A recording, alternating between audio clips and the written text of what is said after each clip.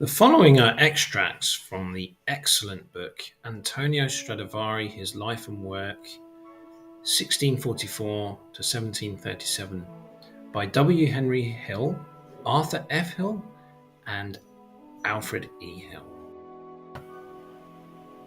The book was first published in 1902. The work of Antonio Stradivari can be divided into three periods: early, up to 1699, golden from 1700 to 1725. This period saw the output of his very finest instruments, and late from 1725 up to 1736. Strad was constantly evolving and perfecting the measurements of his instruments. 1656. Count Cosio says that Stradivari worked from 1656 to 1736. On the authority of Count Cosio, the instruments made by Stradivari in 1665 and 1666 bear the label of Niccolo Amati, as Strad was his apprentice. If Antonio did indeed start working in 1656, he would have been 12 years old. 1666. Hart mentions a violin of the year 1666, and M. Sylvestre of Paris tells us that his uncles Pierre and Hippolyte Sylvestre of Lyon also possessed one of that date. The earliest dated Strads seen by the Hills are of the years 1666, 1667, and 1669. These early violins reveal considerable Amati influence. In 1682, the Venetian banker Michele Monzi ordered from Stradivari a complete set of instruments which were destined to be presented to King James II of England. We have no knowledge of what became of those instruments. Up to 1685, Stradivari is experimenting with and improving on dimensions. The Helia Strad of 1679, as regards the dimensions, it differs from any other violin dated before 1684 to 85. These proportions were in fact never at any period exceeded. For the 5 years between 1685 to 1690, Stradivari's work undergoes no decided change.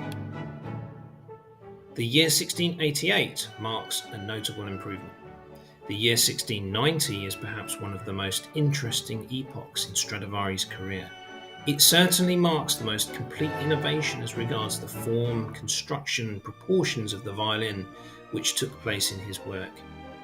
We refer to the creation of the long Strad. Stradivari is now in the prime of his life. The finish throughout marks him as having been one of the most dexterous craftsmen the world has ever known. The Tuscan violin of 1690 is a unique example of his unrivaled work. All pre-1690 violins are termed Amatisé, the style as a whole bearing the more or less marked impress of Amati's influence.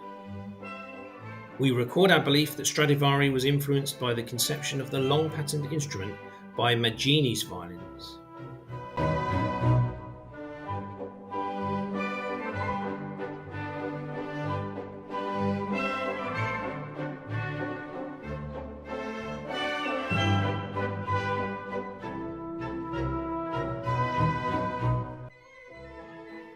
In 1692, Stradivari returned to his first idea, retaining the extra length but narrowing the width, until 1698, but with rare exceptions he continued to make violins of the long pattern only. In 1698 he returns to the pre-1690 type. 1699 gives us the orthodox long pattern again, but in 1700 he has dismissed it for good. The existence of fresh designs in 1698 shows that Stradivari was restless. Yes, he was constantly experimenting and evolving. The varnish used by Stradivari after 1690 is, with notably few exceptions, of a deeper and richer colour than that of the previous years. 1700. The golden period begins, and Strad has already been working for over 40 years. The years 1705 and 1706 are especially noticeable for the fewness of the violins produced. Fresh ideas, the result of his restless genius, continually crowded out the past and he continued to put them into execution. The violins of the years following 1704 show by various parts of their construction that Stradivari had settled upon certain points from which he henceforth, but rarely, deviated. The greater number of the violins produced during the years 1705 to 10 are characterized by a certain conciseness of form and construction, every part being closely knit together, and represent the most compact type of violin made by Stradivari. Hitherto, every 10 or 12 years we have found Stradivari ripe for a change, and 1709 to 10 was to prove, though to a minor degree, no exception to this rule. During the years 1709 to 12 he varied and altered his proportions more than at any subsequent or previous time. About 1709, good fortune evidently smiled upon Stradivari and favoured him with a log of maple from which he obtained some of his most handsome backs it is possible to see. Of one piece and marked by broad, strong curl of the most striking appearance, they cannot be surpassed either in beauty or in acoustical properties.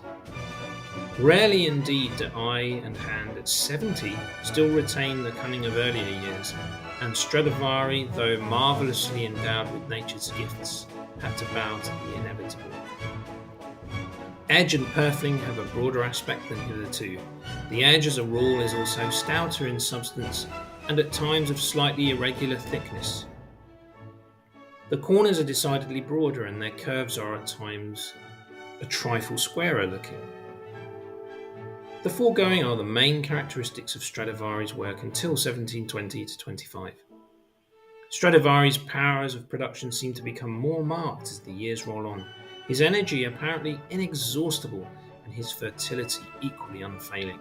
More instruments belonging to this decade than to any other period of his life are known to us. That's the Hills. His sole aim in this world was his calling.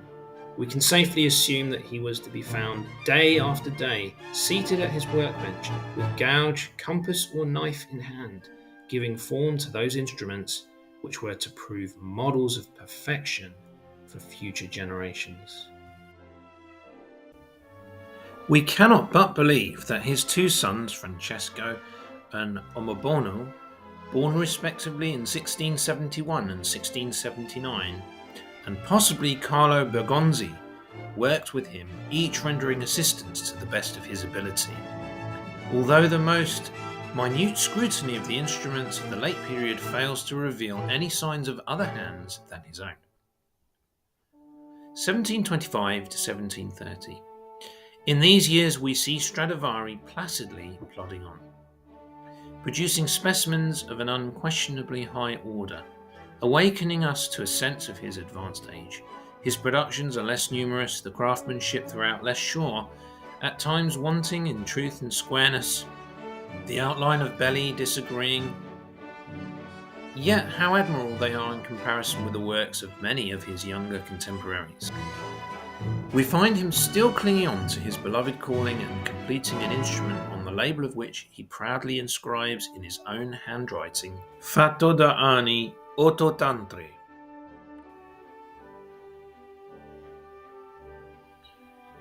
The Hills mention composite strads, unfinished parts such as bellies, backs and heads, the rejected of earlier days, from Stradivari's workshop, that after his death were combined with their own violin parts by makers. Experts are able to recognise the parts originally made by Stradivari. In 1730, Strad attained his 86th year, but was still hale and able to continue his daily occupation. No record exists of any other member of his calling having been able to use his tools at such an advanced age.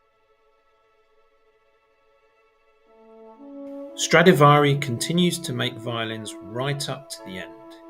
Finally, in 1737, the great master dies, aged 93.